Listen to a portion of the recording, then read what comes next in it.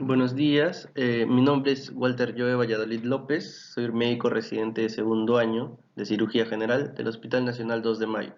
Hoy día vamos a hablar acerca de cáncer de colon. Bueno, el contenido de la charla es, vamos a hablar un poco de epidemiología, factores de riesgos, el tamizaje, la estadificación, el tratamiento y el seguimiento. ¿Qué asociaciones epidemiológicas y de incidencia se han visto? Se dice que en el transcurso de toda una vida tienes el 6% de probabilidades de desarrollar cáncer colorectal, ¿no? Y esto se ha visto que predomina más en países industrializados. ¿Por qué? Por los factores ambientales, dentro de ellos los factores dietéticos. Además, el cáncer de colon es 3 veces más frecuente que el cáncer de recto. Y esto viene aunado a la cascada del adenocarcinoma, ¿no? La cascada del adenocarcinoma mencionan que pues, las células cancerosas se caracterizan por un crecimiento incontrolado, ¿no? También por la capacidad de evitar la senescencia normal y la muerte, ¿no? De la célula. También por la capacidad de invadir y de hacer metástasis. Entonces, estas alteraciones en los genes, en los oncogenes y los genes supresores de tumores que normalmente controlan estas funciones ocasionan la transformación celular. A esto es lo que se denomina cascada del adenocarcinoma. Y esta cascada tiene dos vías, dos. La cascada SIN, que significa camino de la inestabilidad cromosómica, y la cascada MING, que es la vía de la inestabilidad microsatélite. Entonces, la cascada de la inestabilidad cromosómica es el resultado de una acumulación de genes supresores de tumores inactivados, más protoncogenes hiperactivos. Y esto es hasta el 80% de los tumores se desarrollan debido a esta vía, ¿no? Y el 20% debido a la otra. Entonces, ¿qué genes están asociadas al zinc? Por ejemplo, el gen de la poliposis adenomatosa coli, el gen APC. Se dice que este gen desempeña un papel fundamental en la tumorogénesis de la poliposis adenomatosa familiar, pues el 100% de los pacientes desarrolla esta enfermedad si padecen esta mutación. Y respecto a la vía de la inestabilidad microsatélite, que abarca el 20% de la totalidad, es la otra cascada genética bien descrita e implicada en el desarrollo del cáncer colorectal. Estos tumores tienen una reparación aberrante en el desajuste del DNA, que es el motivo por el cual generan el cáncer. Y curiosamente, estos tumores por esta vía, ¿no?, surgen proximales al ángulo esplénico, ¿no? O sea, entre el colon transverso y el colon descendente, ¿no? Y llevan un mejor pronóstico a comparación de la vía más frecuente, gracias a Dios, ¿no? Un ejemplo de esto es el síndrome de Lynch, ¿no?, que viene por la vía de la inestabilidad microsatélite. Factores de riesgo. Estos factores de riesgo han sido bien estudiados, ¿no? Y se dice que en sí, como general, en términos generales, la interacción los factores de riesgo para cáncer de colon vienen con la interacción de influencias genéticas, el 25% viene a ser genético y el 75% no, y influencias ambientales, ¿no? La edad mayor de 50 años es un factor de riesgo estudiado, antecedentes personales o familiares de cáncer colorectal o adenoma también, así como una historia personal de enfermedad inflamatoria intestinal. Entonces, hablando del tamizaje del cáncer colorectal, el objetivo del tamizaje en los pacientes asintomáticos son: 1, identificar y remover pólipos adenomatosos premalignos, y 2, identificar malignidades tempranas. Si se detecta un pólipo adenomatoso, el colon entero debe visualizarse endoscópicamente, porque las lesiones sincrónicas se presentan entre un 35 a 40% del tiempo.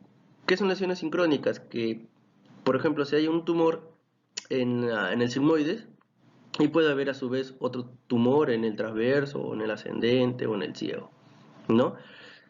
Esa sincronía se espera que sea hasta 6 meses, o sea, se puede presentar 6 meses. Pasados los 6 meses hasta los 10 años, las lesiones ya no son sincrónicas, sino se llaman metacrónicas.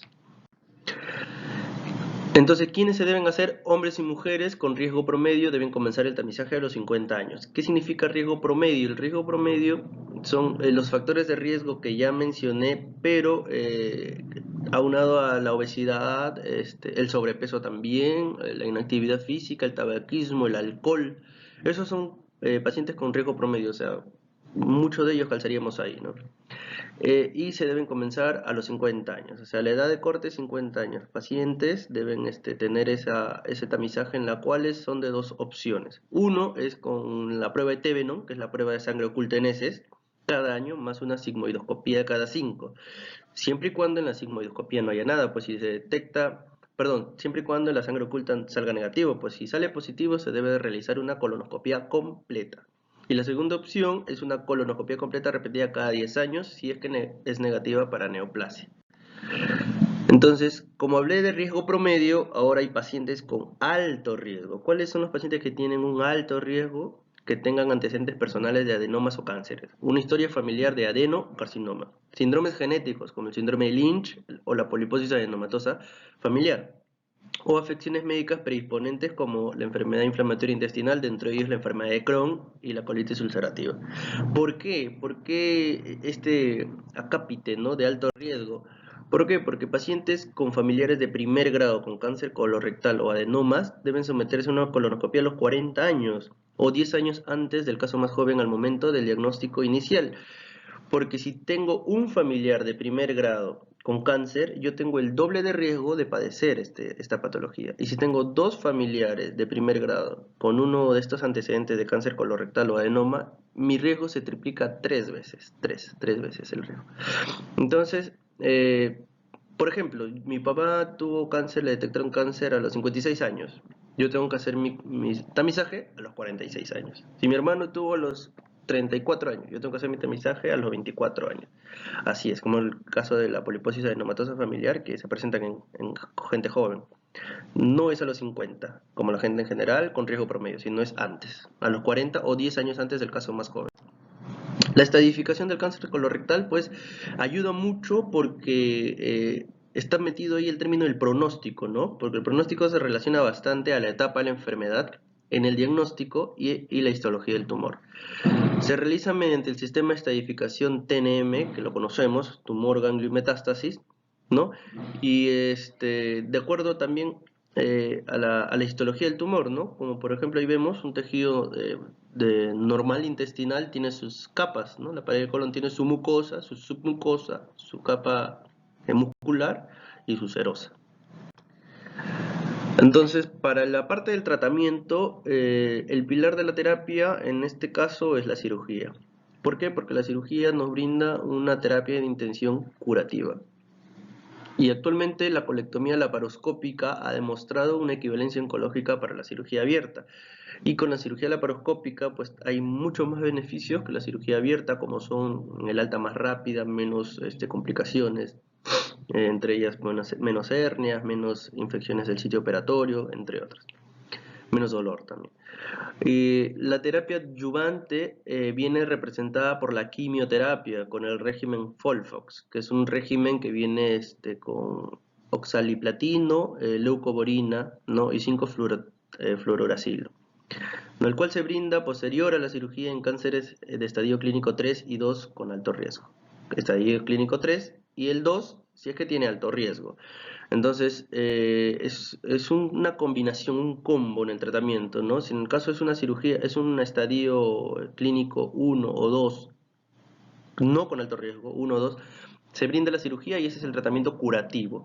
Pero si en el caso que sea estadio 2 con alto riesgo y 3, ya se viene aunada la quimioterapia. ¿Y eso cómo se halla en los estadios? Justamente con la estadificación TNM que mencioné. En el caso del estadio 4, en el estadio clínico 4, que es la enfermedad metastásica, solo se suele brindar quimioterapia. En el seguimiento, bueno, el 80% de los pacientes que recurren después de la resección curativa del colon y recto lo hacen dentro de 3 años. O sea, entonces, ¿qué quiere decir eso? Que el seguimiento de nuestros pacientes oncológicos debe ser por ese interín, por ese tiempo, ¿no?, de 3 años. Entonces, ¿cómo se hace el seguimiento? Con la colonoscopía. Y la colonoscopía, ¿cuál es la razón de hacerle colonoscopía? No es ver si aparece el cáncer en la zona operatoria, quirúrgica, si ha quedado remanente. No, no, no. Es identificar los tumores sincrónicos y metacrónicos que mencioné, ¿no? Antes de los 6 meses o después de los 6 meses y hasta los 10 años pueden aparecer tumores metacrónicos, que generalmente son pólipos, pueden ser lesiones premalignas, que no se ha visto antes y por eso se tiene que hacer el seguimiento colonoscópico. También es útil como seguimiento marcadores tumorales, siendo el prototipo el antígeno carcino embrionario, no el CEA. Tiene una vida media de 7 a 14 días, entonces durante ese tiempo no sería adecuado tomarlo, ¿no? Normalmente pedimos un antígeno carcino embrionario 2 a 3 semanas después de la cirugía. Debería tener un nivel normal o hacia la baja, pero si encontramos un nivel alto y corroboramos con un control y sale mucho más alto, entonces significa que o ha quedado tumor, no se resecó totalmente el cáncer en la cirugía, o que hay una metástasis oculta, ¿no? El 31 de marzo se celebra el Día Mundial contra el Cáncer de Colon, y ese día pues se hacen actividades de prevención, se tratan de concientizar a la población, a la gente, sobre las medidas de prevención, de tamizaje, como son el TB non-eneses, la colonoscopía, ¿no? Que a veces las personas son bastante renuentes por el tema de la intimidad, o sea, se sienten intimidadas por ese estudio, ese procedimiento. Sin embargo, debemos hacer hincapié en nuestros pacientes que es importantísimo detectar a tiempo y precozmente este cáncer, porque ya vimos que es uno de los cánceres más frecuentes, que causa 1 millón de morbilidad al año, medio millón de muertes. Entonces, si es que se puede detectar a tiempo, es totalmente curable, ¿no? Y si no, también se da el chance quirúrgico más la quimioterapia. Pero lamentablemente, como no hay mucha idea de prevención, los pacientitos llegan en estadios avanzados. Entonces, recordar el 31 de marzo, el Día Mundial del Cáncer, hacer hincapié en nuestros pacientes sobre las pruebas de tamizaje para que puedan cumplirlas y así se logre el objetivo, ¿no? De que haya menos muertes por cáncer. Muchas gracias, espero que la charla haya sido de su agrado. Es todo, gracias.